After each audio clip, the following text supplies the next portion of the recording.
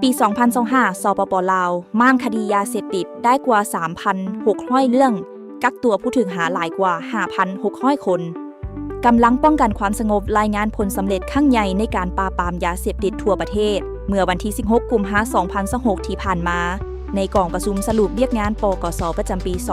2025 โดยพลตรีสุรินาแก้วประเสริฐรองรัฐมนตรีหัวหน้าห้องว่าการกระทรวงป้องกันความสงบได้มีการรายงานตัวเลขผลงานการกวาดล้างกลุ่มแก๊งอาชญากรรมและยาเสพติดที่สร้างความบ่สงบในสังคมโดยได้มีการเปิดเผยข้อมูลว่าปี 2025 ผ่านมาสามารถแก้ไขคดีกลุ่มแก๊งค้ายาเสพติดได้ทั้งหมด 3,660 เรื่องกักผู้ถูกหาได้ทั้งหมด 5,643 คนพร้อมกับยึดยาบ้าได้สูงถึง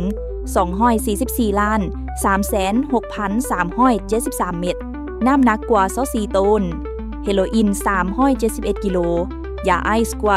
4,400 กิโลและเคตามีนอีกกว่า 5,600 กิโลสำหรับทิศทางปี 2026 นี้เจ้าหน้าที่ยังคงสืบต่อเพิ่มทวีการสกัดกั้นและแก้ไขปรากฏการณ์เหยาะท่อในสังคมอย่างจริงจังโดยมี4แผนงานใหญ่ที่สำคัญคือรับประกันเฮ็ดให้ประเทศชาติมีความสงบปรับปรุงก่อสร้างกำลังป้องกันความสงบรับประกันและแก้ไขชีวิตการเป็นอยู่ของกำลังป้องกันความสงบ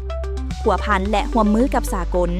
ซึ่งการปราบปรามยาเสพติดแม่นวาระแห่งชาติที่ทุกคนในสังคมต้องร่วมมือกันเพื่อสร้างอนาคตที่สดใสให้กับลูกหลานของพวกเฮาท้ายนี้ขอฝากทุกคนกดไลค์กดแชร์กดติดตามกด Subscribe เพื่อบ่พลาดข่าวสารดีๆจากพวกเฮา Target Magazine